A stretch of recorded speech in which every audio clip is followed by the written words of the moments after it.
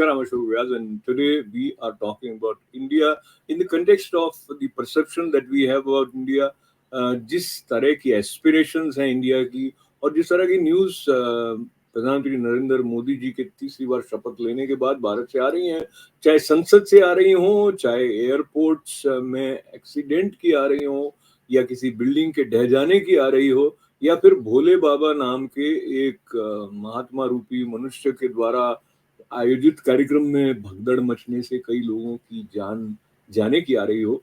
दूसरी तरफ अच्छी अच्छी बातों की खबरों में भी श्रृंखला हमें T20 में भारत की विजय की याद आती है और भी कई बातें हैं, पर मुख्य बात यह है कि परसेप्शन क्या बनता है इंडियन डेमोक्रेसी का जब हम ये सुनते हैं कि जिनके ऊपर मुकदमा है आतंकवादी गतिविधियों का, वो संसद में सांसद के रूप में शपथ ले रहे हैं। Perception and aspirations, new India. Let's have conversation welcoming Rajendra Harsh ji and Harish Shankar Narayan ji. नमस्ते। तो नमस्कार। समाओ राजेंद्र जी, जब मैंने हरीश जी का नाम लिया तो मुझे उसमें शंकर जी का नाम भी याद आ गया, तो मुझे उसमें संसद का एक दृश्य याद आ गया जिसमें राहुल गांधी भगवान शंकर की तस्वीर लेके अभय मुद्रा की बात कर रहे थे। अब उस संदर्भ में क्या अपने परसेप्शन बना उस पूरे प्रकरण में? विशेष करके बहुत सारी बातें उन्होंने कही थी राहुल जी ने अपने एलओपी के रूप में मेडन स्पीच में। राजेंद्र जी।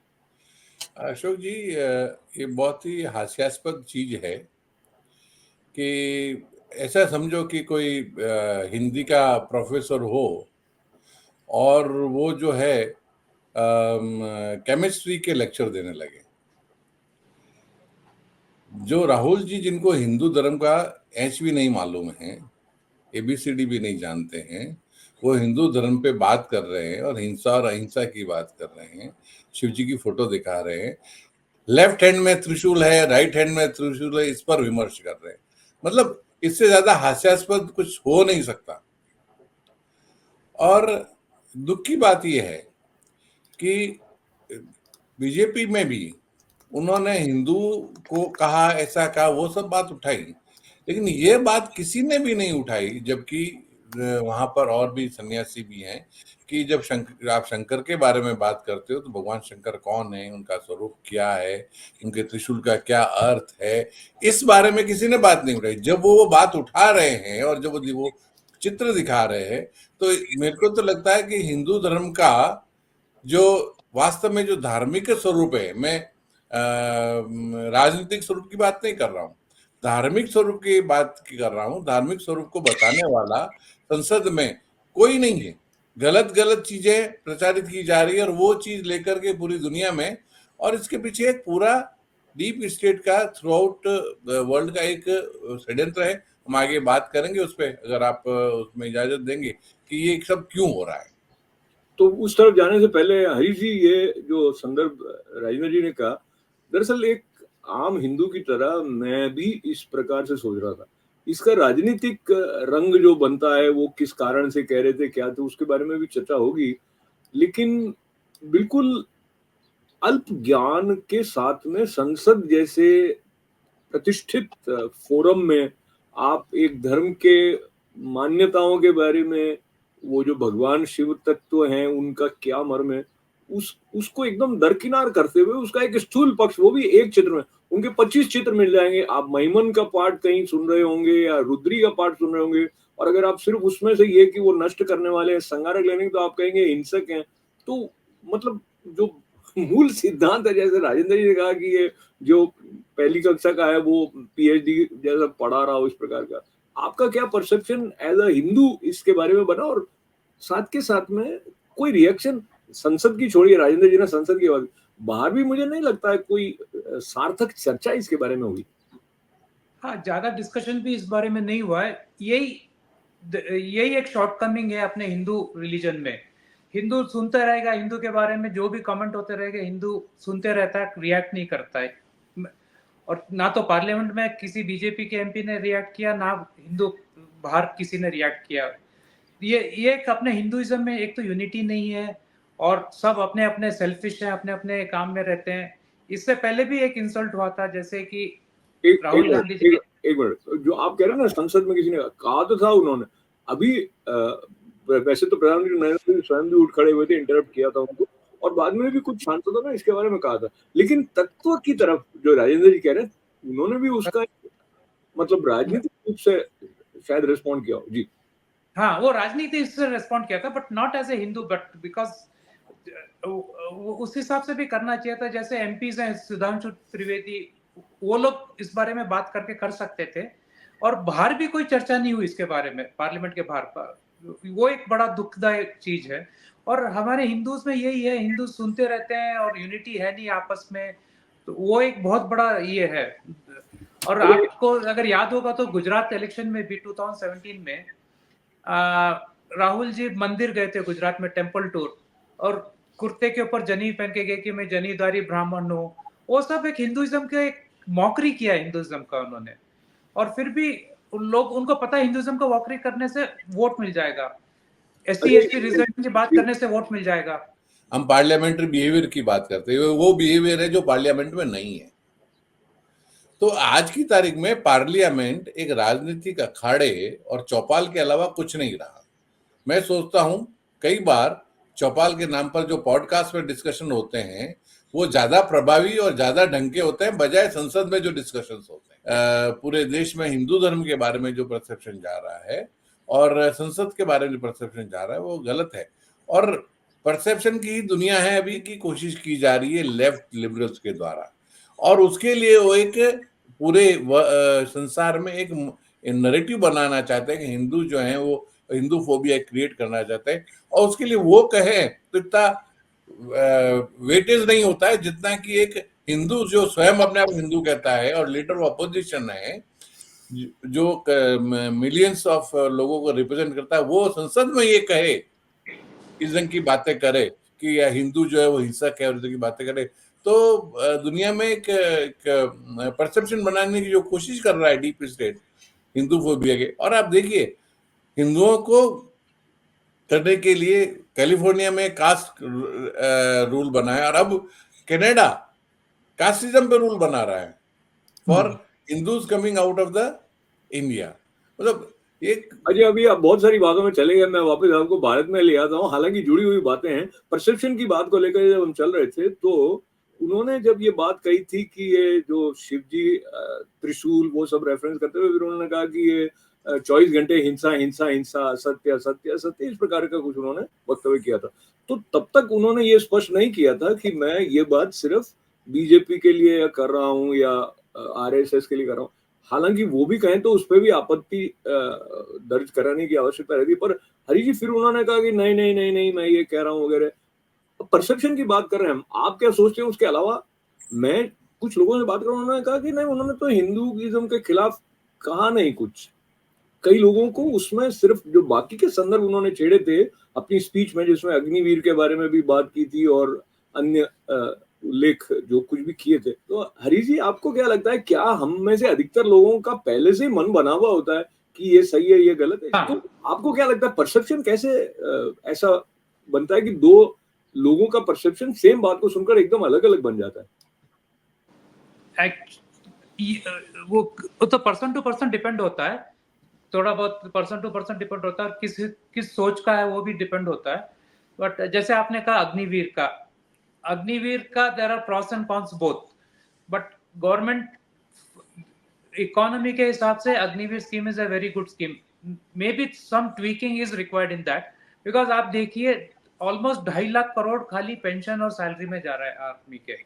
अगर 5-6 लाख करोड़ का बजट है, उसमें 2.5 लाख करोड़ खाली पेंशन एंड सैलरी में जा रहा है। तो उस हिसाब से बना, कई अदर दूसरे कंट्रीज में भी बनाई है ये। हाँ, थोड़ा बहुत ट्वीकिंग करना है, बट जो या तो मैसेज गवर्नमेंट का जा नहीं पाया, पर्टिकुलरली राजस्थान के कुछ शेखावटी एरिया में, हरियाणा में, यूपी में, जहां से आर्मी में बहुत लोग जाते हैं, उन सब का यह था कि अग्निवीर 4 साल के बाद कुछ नहीं, रिटायरमेंट का हो जाएगा, कुछ नहीं है, उसके बाद जॉब अपॉर्चुनिटीज नहीं है। हालांकि गवर्नमेंट कह रही है कि जॉब अपॉर्चुनिटीज रहेगा, उसमें 25% एब्जॉर्ब हो जाएंगे आर्मी में, फिर भी एक वो परसेप्शन बना हुआ है। ऐसे ही किसान आंदोलन का परसेप्शन बना था, मेरे ख्याल से डीप स्टेट भी बीच में आया था किसान आंदोलन के। तो somewhere though I support BJP, but somewhere they couldn't drive the point in about the farmers law या अग्निवीर स्कीम के बारे में, they could not drive the narrative what it is to explain it properly, and opposition has taken advantage out of that. And Rahul Gandhi always talks about Agniveer. तो देखिए राजेंद्र जी, आपने भी सुना है और अधिकतर लोग मानते हैं कि नरेंद्र मोदी जी बहुत अच्छे वक्ता हैं, पर जो कम्युनिकेशन में जो कुछ उनकी सरकार के अचीवमेंट्स हैं, उनका परसेप्शन क्या बने, उसमें क्या आपको लगता है कि बीजेपी कहीं पीछे रह गई है, कांग्रेस उसमें बाजी मार गई है?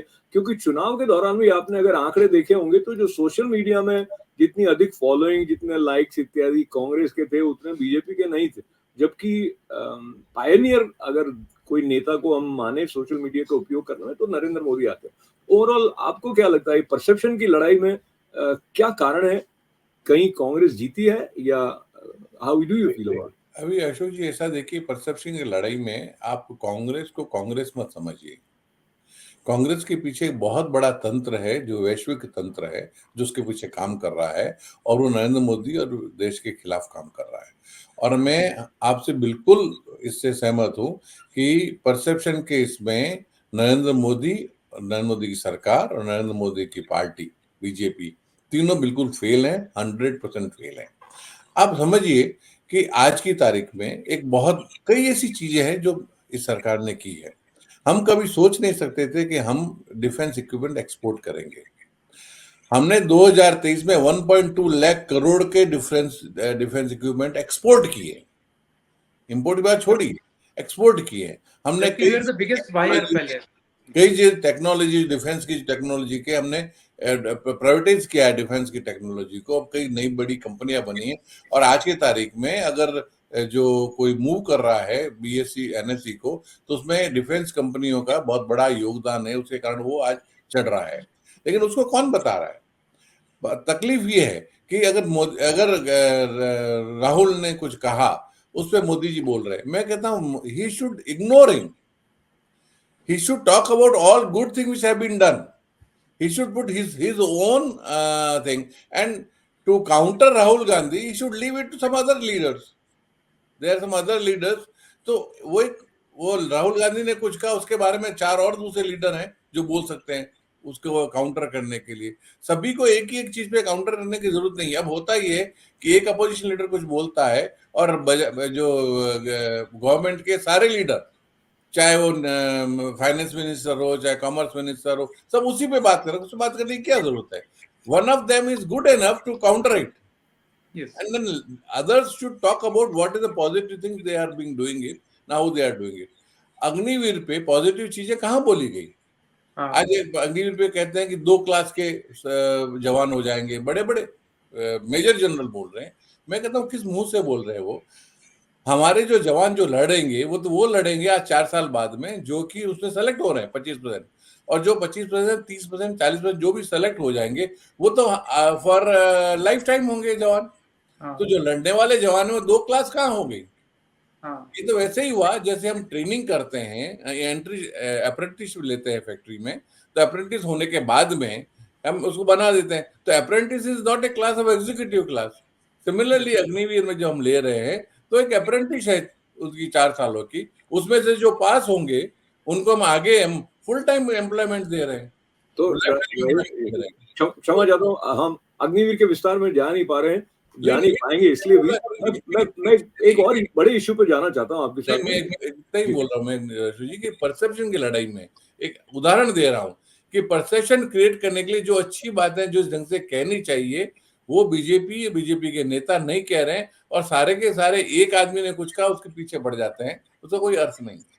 ये जो इनका परसेप्शन बना, एक मिनट, इनका जो परसेप्शन बना है, अगेन जो हम इंटरप्रेट करते हैं वो हमारा परसेप्शन होता है, उसको लेते हुए मैं अलग अलग लोगों की राय सुन रहा था। जो एलओपी के रूप में, यानी लीडर ऑफ अपोजिशन ग्रुप में, राहुल गांधी की स्पीच के बाद में जो काउंटर स्पीच लोकसभा और राज्यसभा में प्रधानमंत्री नरेंद्र मोदी जी की हुई, और लोकसभा में वो कंटिन्यूअस मणिपुर या जो कुछ भी हैकलिंग जैसा होता रहा प्रधानमंत्री, लेकिन वो फिर भी 2 घंटे 17 मिनट कुछ बोले वो।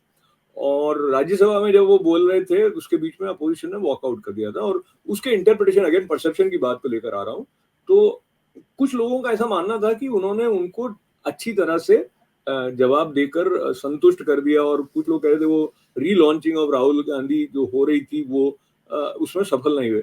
पर बहुत सारे लोग ऐसा मानते हैं कि जो एलओपी के रूप में उन्होंने एग्रेसिव स्टैंड लेके जो बातें अपने कही थी वो ज्यादा असर कर रही हैं लोगों के मन पर।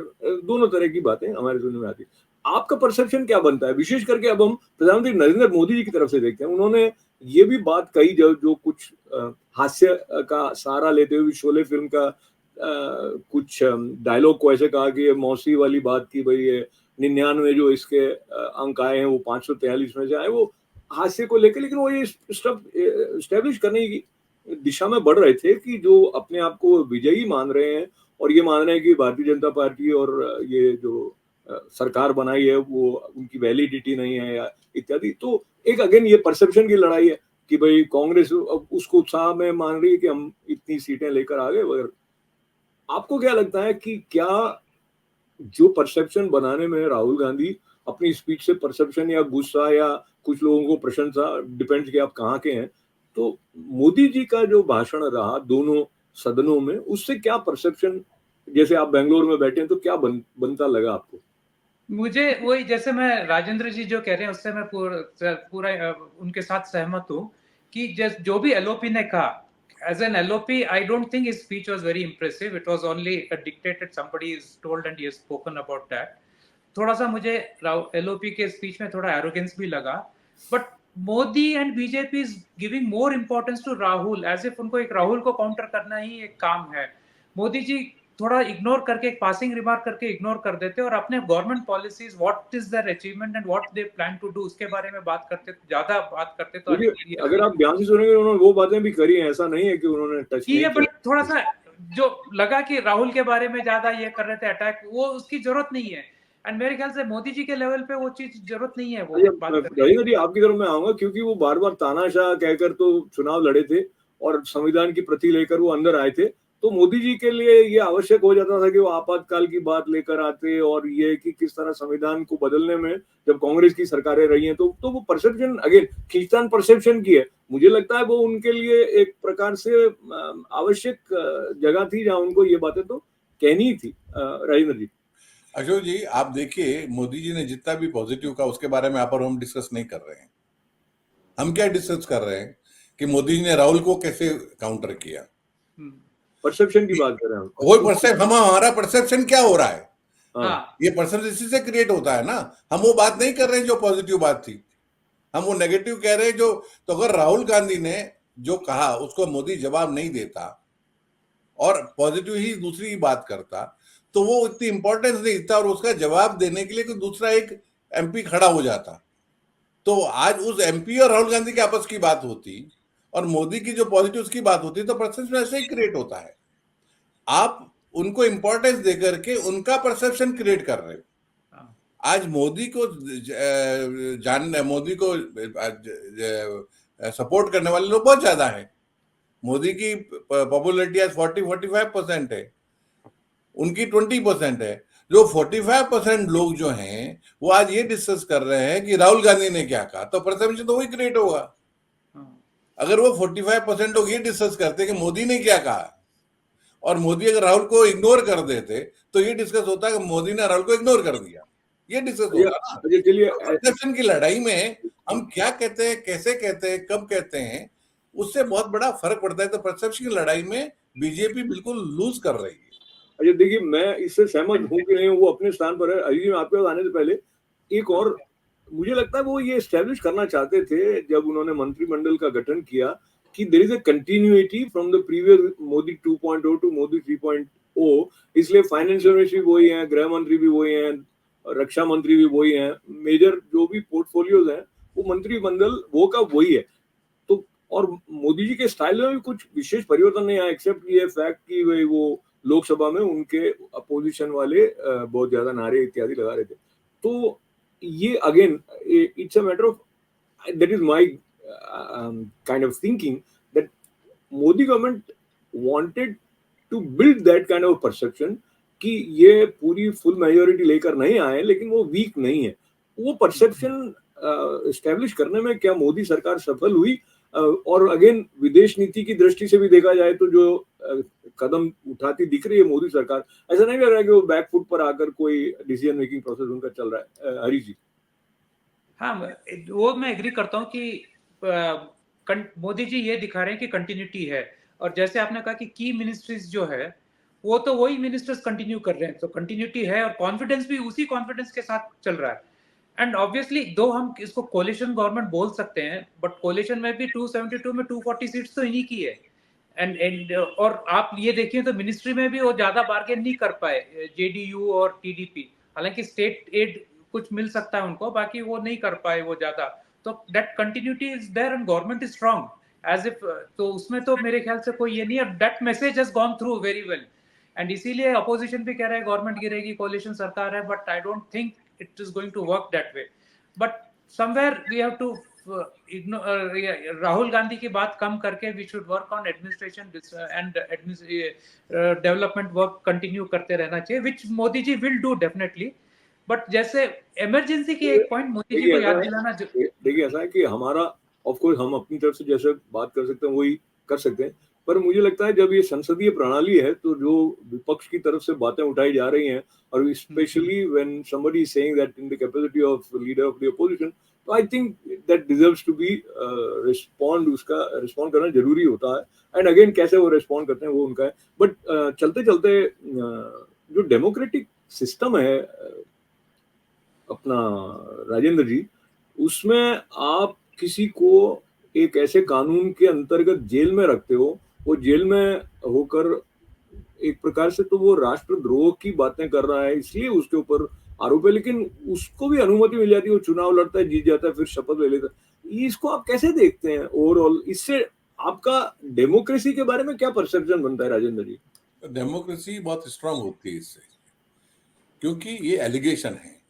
अगर आप नहीं करेंगे ऐसा तो कल कोई भी सरकार 100 अपोजिशन लीडर को एलिगेशन करके अंदर डाल देगी और वो नहीं लड़ पाएंगे, इलेक्शन नहीं लड़ पाएंगे।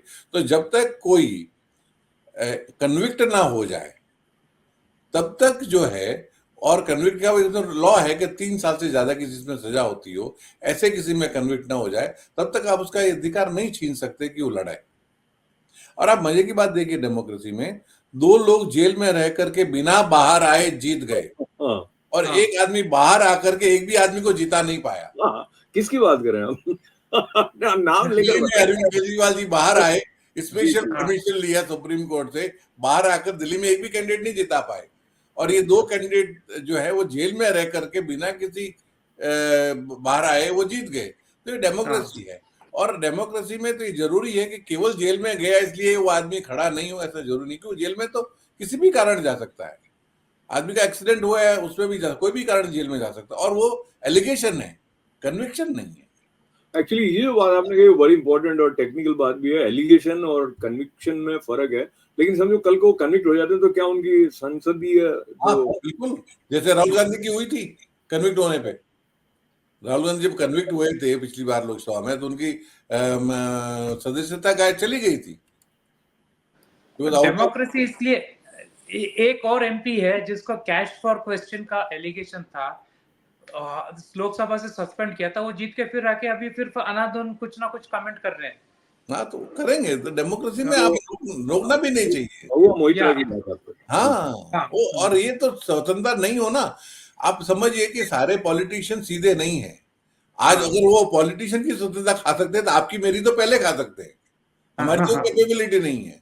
We should not allow any such law or practice which stops somebody's मैं बातचीत के विराम की तरफ बढ़ते हुए यहाँ आप दोनों की अनुमति से कहना चाहूंगा कि परसेप्शन जो है वो इवॉल्व होता रहता है, और आई थिंक वो डेमोक्रेसी के लिए आवश्यक है कि ये इवोल्यूशन का प्रोसेस जो है उसको हम कितना प्योरिटी से आगे बढ़ा पाते हैं, वो एक स्वस्थ प्रजातंत्र के लिए आवश्यक है। और चलते चलते मुझे ये भी याद आ रहा है, क्योंकि मैंने वो वक्तव्य सुना था, दिल्ली के मुख्यमंत्री जी याद आ गए, तो परसेप्शन की बात है, उनका परसेप्शन ये था कि मैं जेल से जा रहा हूँ क्योंकि राष्ट्र को बचाने के लिए जा रहा हूँ, और वो तो बीजेपी को हराना भी इसलिए चाहते थे क्योंकि देश को बचाना था। लेकिन वो खुद नहीं बच पाए, वापस अंदर चले गए हैं, और देश का जो प्रजातांत्रिक ढांचा है वो तो ज्यों का त्यों बच ही गया है। तो अब आगे क्या होता है उनके लिए वो तो समय ही बताएगा।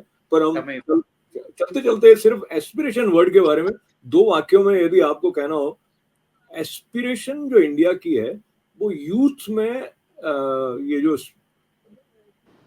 कौन से नए नए यूनिकॉर्न और चालू हुए थे और नए नए एंटरप्रेन्योर्स को बढ़ावा देने वाली बात थी, लेकिन ओवरऑल ये भी है कि भाई यूथ में अनएम्प्लॉयमेंट बहुत है। तो एस्पिरेशन जो इंडिया की है वो आपको क्या फुलफिल होती हुई नजर आ रही है एम्प्लॉयमेंट जनरेशन के पॉइंट ऑफ व्यू से? बहुत संक्षेप में बताना है राजेंद्र जी। तो एम्प्लॉयमेंट जनरेशन तो बहुत हुआ है, इसमें तो कोई दो राय नहीं है, लेकिन परसेप्शन वैसा क्रिएट नहीं हो रहा है। उसका कारण है कि एक बहुत बड़ी संख्या है जो गवर्नमेंट सर्विस ही चाहती है। आज जब लीक पेपर हुए, अब एक सेकंड के लिए सोच लेकर पेपर लीक नहीं होते तो क्या 10 लाख लोग लग जाते नौकरी पे, ज्यादा से ज्यादा सोच के, पर कितने 10 करोड़ लोग बैठ रहे हैं, उसमें 10 लाख लग जाते, फिर भी 9 करोड़ 90 लाख तो रहते ना बाहर। वो पेपर लीक की समस्या बहुत बड़ी है, लेकिन पेपर लीक की समस्या नहीं भी होती तो भी ये समस्या खत्म नहीं होती। तो वास्तविकता ये है कि आज हमको हमारे समाज में ये सोचना होगा और बताना होगा कि गवर्नमेंट सर्विस ही सबसे बढ़िया सर्विस नहीं है, और उसके लिए जरूरी है कि और इसका गवर्नमेंट सर्विस में जम के काम लिया जाए, उनको कम सैलरी दी जाए, वहां पर उसको कम एट्रैक्टिव बनाया जाए, और उसमें करप्शन नहीं हो, उसकी पूरी व्यवस्था की जाए, आप ताकि बिल्कुल अट्रैक्शन जो है इसका। आप ऐसी बातें कर रहे हैं राजेंद्र जी जो सब गवर्नमेंट एम्प्लॉय को बहुत बुरी लगने वाली है, पर वो परसेप्शन की बात है और आप सीधा डिसीजन लेने वाले हैं नहीं, इसलिए बात चल जाएगी। पर मैं ये बता दूं कि मैं भी गवर्नमेंट सर्विस सेंट्रल गवर्नमेंट की करने के बाद निकला हुआ हूँ, तो मैं दोनों तरफ को थोड़ा थोड़ा जानता हूँ। पर हरीश जी को बहुत सारा आभार है, राजेंद्र जी को धन्यवाद है, और जो एस्पिरेशंस हैं वो पूरी हों, भारत आगे बढ़े, पूरे विश्व में शांति हो, ऐसी कामना के साथ नमस्कार।